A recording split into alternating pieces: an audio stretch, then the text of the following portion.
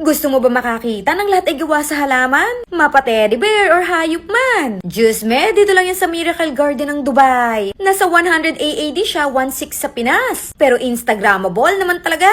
Look nyo, lahat dito ay flowers ha. Grabe, napakagaling talaga ng Dubai. Sa tunay mahal sa Dubai. Hindi murang gumala dito. Mapapagkain or kape. Apakataas ng presyo. Parang buong bansa ay tourist price dito. Anyway, ito nga pala ang aming foodies. Ultimo kape, apakamahal dito. So nakita nyo ba ang eroplano na yan? Totoong halaman yan ha. Walang peking halaman dito. Imagine, paano nila nabubuhay yan? Hindi iyan mga plastic mima. Ultimo yung mga penguin na yan. Totoong halaman talaga.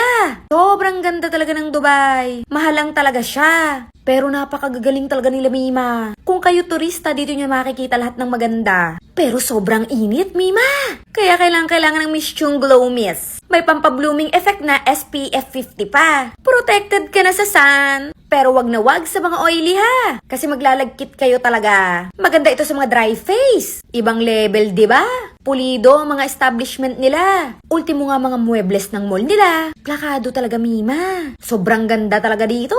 O ayan nga't ginala ko na kayo through my video. Sa mga di pa afford mag-Dubai, tiyagain nyo muna itong video ko. Na-amaze talaga ako dito sa kabayo. Paano nila nabubuhay ang halaman dyan? After niyan, pupunta naman kami sa Old Dubai. Pero meron ako ditong separate video. O ito ata yung sinaunang flash. Sa sobrang luma, nabobo ako ng a little bit. Eto na nga ang aming meet and greet. Sa mga gusto bumili ng product sa Philippine Supermarket. Mga legit talaga.